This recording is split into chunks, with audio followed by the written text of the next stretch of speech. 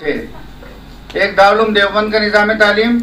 دوسرا مسلم یونیورسٹی علی گڑھ کا نظام تعلیم اور تیسرا دارالعلوم ندوۃ العلماء کا نظام تعلیم۔ حضرت مولانا مفتی شفیع عثمانی صاحب جنہوں نے معارف القرآن تفسیر لکھی اور بہت سی کتابیں انہوں نے تالیف اور تصنیف فرمائیں، یہ حضرت مولانا مفتی تقی عثمانی صاحب کے والد ماجد ہیں۔ انہوں نے 1950 میں ایک موقع پر جلسہ عام میں خطاب کرتے ہوئے یہ بات فرمائی تھی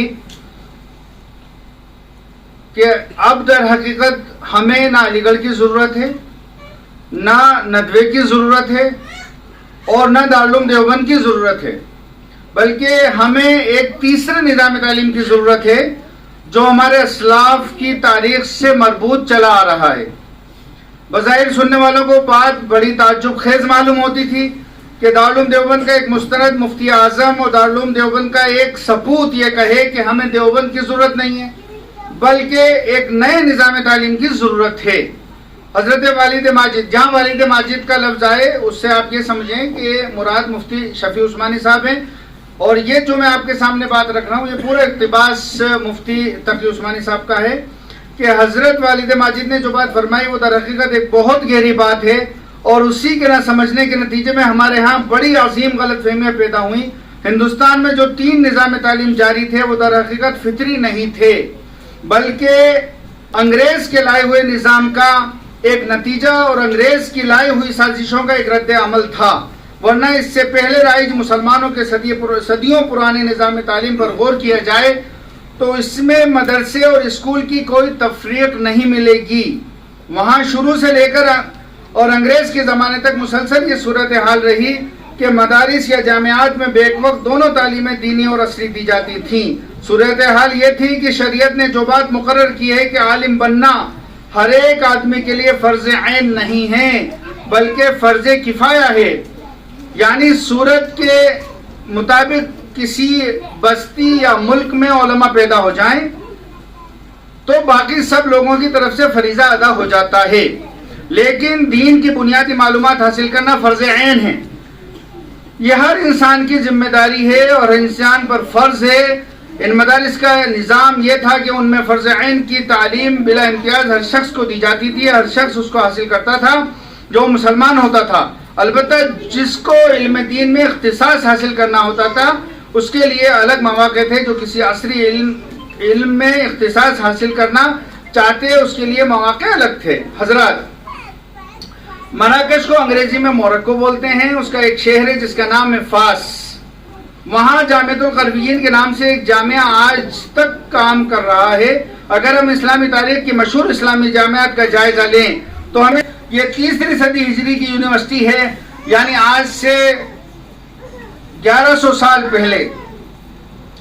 اس میں علوم میں اسلامی کے بادشاہ بھی پیدا ہوئے اور وہیں ابن رشد فلسفی بھی پیدا ہوا اور وہیں سے بڑے بڑے سائنسداں بھی پیدا ہوا کرتے تھے۔ دین اسلام کا فرض عین علم سب کو اکٹھا دیا جاتا تھا۔ یہاں کی خصوصیت یہ تھی جامعۃ الغربیین کی کہ جو شخص بھی وہاں پر ایڈمیشن لیتا تھا، چاہے اس کا مقصد عالم بننا ہو، اس کا مقصد مفسر بننا ہو، اس کا مقصد محدث بننا ہو، یا اس کو انجینئر بننا ہو یا ڈاکٹر بننا ہو، کسی بھی فیلڈ میں اس کو جانا ہو، سب سے پہلے اس کو دینی علوم حاصل کرنا ہوتے تھے جو ہر مسلمان پر فرض عین ہیں، اور اس کے بعد پھر جب وہ دین علوم کا ایک مخصوص حصہ حاصل کر لیتا تھا پھر اس کے بعد اس کا فیلڈ کی تعین ہوتی تھی کہ اسے کس فیلڈ میں جانا ہے۔ اگر علم دین میں تخصص حاصل کرنا ہے تو اسی جامعۃ الغربیین میں علم دین کی درسگاہوں میں پڑھتا تھا، اور اگر کوئی میتھس پڑھانے والا ہے تو وہ میتھس بھی وہاں پڑھا کرتا تھا، اور اگر کوئی طب پڑھانے والا ہے تو طب بھی وہاں پڑھایا کرتا تھا۔ یہ سارا کا سارا نظام اس طرح چلا کرتا تھا۔ جامعۃ الغربیین کی طرح جامعہ زیتونہ تیونس اور جامعہ ازہر مصر کا بھی یہ صحیح نظام رہا۔ یہ تینوں یونیورسٹیز ہمارے قدیم زمانے ماضی کی ہیں، ان میں دینی اور عصری تعلیم کا سلسلہ اس طرح جاری اور ساری رہا۔ حضرات، اس میں آپ یہ بھی دیکھیں گے کہ اگر قاضی عیاض جو حدیث اور سنت کے امام ہیں ان کا حلیہ دیکھا جائے، اور ابن خلدون جو فلسفہ تاریخ کے امام ہیں ان کا حلیہ دیکھا جائے، دونوں کو دیکھنے میں کوئی فرق نظر نہیں آتا کہ یہ دین کا عالم ہے یا دنیا کا عالم ہے۔ دونوں کا حلیہ، لباس، ثقافت، طرز زندگی، طرز کلام سب یکساں تھا۔ میں ابتدائی دور کی بات اس لیے کہہ رہا ہوں کہ آج جامعہ ازہر کی بھی کایا پلٹ چکی ہے. ہمارے حکومتی سطح پر وہ نظام تعلیم ہم پر نافذ کر دیا گیا، لہٰذا مجبوراً کم از کم ندوہ اور دارالعلوم ندوۃ العلماء اور دارالعلوم دیوبند کے نظام کا تحفظ تو ہو. یہاں پر جب ہم یہ بات رکھتے ہیں کہ ہمیں ایسے عصری اسکولز کی ضرورت ہے یا ایسی تعلیم گاہوں کی ضرورت ہے جہاں پر بچے جامعۃ القرویین کا جو نظام تھا یا جامعہ زیتونہ کا جو نظام تھا اس کے مطابق تعلیم حاصل کر سکیں، تو کچھ لوگوں کو یہ غلط فہمی ہو جاتی ہے کہ ہم مدارس کے مخالف ہیں یا ہم مدارس کی مخالفت کر رہے ہیں. ایسا بالکل نہیں ہے. مدارس کی خدمات سر آنکھوں پر، ہمارے علماء کی خدمات سر آنکھوں پر، ان کو ہم کسی طرح سے ڈینائی نہیں کر سکتے، لیکن ہم اس حقیقت سے بھی انکار نہیں کر سکتے کہ سچر کمیٹی کی جب رپورٹ آتی ہے تو سچر کمیٹی یہ کہتی ہے کہ ہمارے 96% بچے جو ہیں اسکولز میں ہیں اور 4% بچے ہمارے مدارس میں ہیں. مولانا محمود مدنی صاحب جمعیت علماء ہند کے پلیٹ فارم سے جب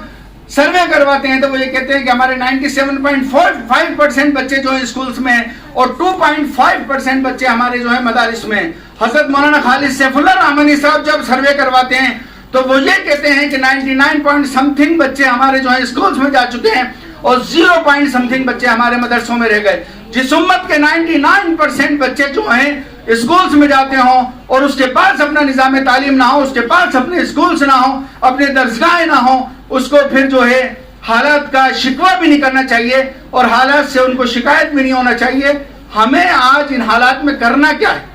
ہمیں یا تو ہم اس کے سامنے ہتھیار ڈال دیں یا پھر ہم جو ہیں زندہ قوم کی طرح یہ کہیں کہ شاخوں سے ٹوٹ جائیں وہ پتے نہیں، ہم آندھی سے کوئی کہہ دے کہ اوقات میں رہے. ہمیں متبادل تلاش کرنا ہوگا. متبادل کے طور پر ہم نے ٹونک میں ایک کوشش کی ہے جس کو آپ کے سامنے شیئر کرنا ہے. وہ یہ ہے کہ ہم نے 2016 میں ایک ملت اسکول قائم کیا، MFERD کا، ملت foundation for education research and development. آپ گوگل کر سکتے ہیں، آپ کو ان کے پورے مقاصد، اغراض سب معلوم ہو جائیں گے کہ یہ مسلم مینجمنٹس کے اسکول جو ہیں ان کے لیے امبریلا کا کام کر رہا ہے اور یہ کوشش کر رہا ہے کہ مسلم مینجمنٹ کے جو اسکول ہیں وہ کسی طرح سے سروائیو کریں. ملت اسکول کا قیام 2016 میں عمل میں آیا اور دیگر پرائیویٹ اسکول کے متبادل کے طور پر اس اسکول نے تعلیم و تربیت کے میدان میں قدم رکھا اور تب سے لے کے آج تک یہ خدمات انجام دے رہا ہے. الحمدللہ ملت اسکول ایک کوشش ہے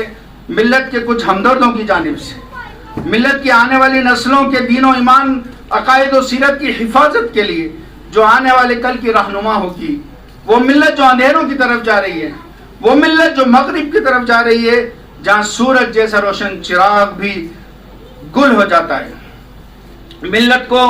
ملت اسکول ملت کو اندھیروں سے روشنی کی طرف لانے کی ایک کوشش ہے. آپ کے جے پور میں بھی MFERD نے بہت سے اسکولز قائم کیے ہیں. آپ کے شاستری نگر میں بھی ایک تعلیم اکیڈمی ہے اور اسی طرح سے صفہ اکیڈمی ہے اور پلیٹینیم نام سے ایک اسکول ہے 35 سیکٹر میں. تو یہاں پر بھی الحمدللہ یہ سلسلہ شروع ہو چکا ہے. اسی طرح سے حضرت مولانا خالد بیگ صاحب ندوی نے ڈیبس کی سیریز کا ایک اسکول آپ نے یہاں پر قائم کر دیا ہے، دارالعلوم پبلک اسکول. یہ تمام چیزیں جو ہو رہی ہیں چاہے وہ MFERD کے پلیٹ فارم سے ہوں، چاہے مولانا خالد بیگ صاحب ندوی کے پلیٹ فارم سے ہوں، یہ وہی تمام چیزیں ہیں جن کی طرف حضرت مولانا مفتی شفیع صاحب نے رہنمائی فرمائی تھی کہ ہمیں جامعہ زیتونہ کا نظام چاہیے، ہمیں جامعہ ازہر کا ابتدائی نظام چاہیے اور ہمیں جامعۃ القرویین کا نظام چاہیے کہ جہاں پر ہمارے بچے اسلامک ماحول میں، اسلامک انوائرمنٹ میں اسکول ایجوکیشن حاصل کر سکیں.